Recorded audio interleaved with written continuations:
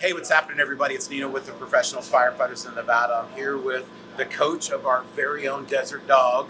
The chaos has made its way to 51. How fitting, Amazing. right? And so, Coach, thanks for dropping by with you and your guys and your team. Fill us in on who you are, what you do, and what you got cooking. Yeah, my name is Shawn Williams, and I'm lucky enough to be the inaugural general manager and head coach of the Las Vegas Desert Dogs professional indoor lacrosse team. And big drive is to be a part of this community. We know how beautiful this community is, and anything we can do to become a part of that and probably part of the fabric is what we're striving for. I love it. So I heard you were a pretty good lacrosse player back in the day. Is that so? I was okay, I guess. Lucky enough to play for a while, and All right. lucky enough to be coaching still. So. All right. Well, I grew up in New York, so we had lacrosse. I never really followed it, but last year we were able to catch a game. If you've never heard of lacrosse, it's kind of like hockey, but you're running. Right. It's like hockey, you're running. So there's you got the basketball element with picks and rolls. You got football element with some tackling and some blocking and hitting, and you got a little boxing in there, and and you got a little stick swinging. So it's got something for everybody. I love it. So just so you know, April 13th, we're gonna attend first responders. We have some firefighters. We're gonna have a couple of our canine specialty dogs out there. Amazing. We're gonna play a little dodgeball.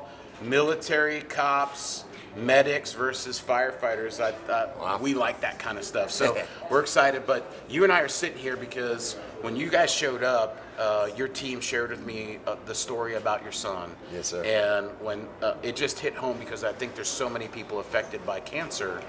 And if you don't mind, just share briefly a little bit about the story with Tucker. Absolutely not. Obviously, once we got the go-ahead that we were coming to a fire hall, and it happened to be 51, Station 51, I was blown away. And talking with Kat, it's how fitting. That's it's our family number. So I got to wear it proudly through my career, and then pass it on to my kids, and the kids wore it. And then Tucker, when he was 7 years old, had a little bit of issues. We thought it was tonsils, and he spent his 8th birthday in Sick Kids Children's Hospital in Toronto, as he was just diagnosed with Burkitt's lymphoma, and so it hit us hard real quick. But right away, he was in for the fight, and part of his stay, one of the nurses just kind of coined it, braver than brave. So braver than brave. It's kind of like helping carry on Tucker's legacy, and it's just anything we can do to raise awareness for cancer, and especially children's cancer. But Tucker fought his battle for 11 months. He beat it 2 or 3 times, got to come back and play, and unfortunately, after 11 months, it was time to stop fighting, and it took him.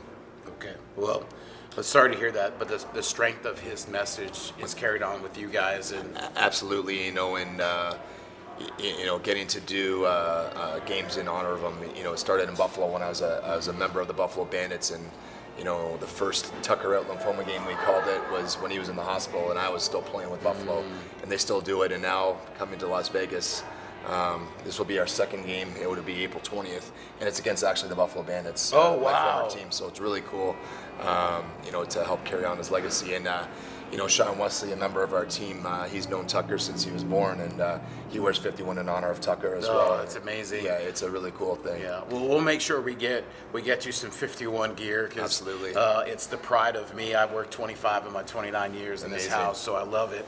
And thank you for sharing, because a lot of it has to be advocacy for cancer, and there's no one. Yesterday I had a conversation with a partner, and 2 of her very close people had just been diagnosed in the last week of cancer. So everyone's fighting, and there's avenues there for us to support. So thank you for sharing, and we're looking forward to the April 13th to come out and support us. So check out Desert Dogs. There's tickets available. It's first responders night. We got dodgeball. We've got canine dogs, and these guys. We're gonna watch these guys rough up some teams. So thanks again, Coach, Thank you. We'll see all you soon. Bye.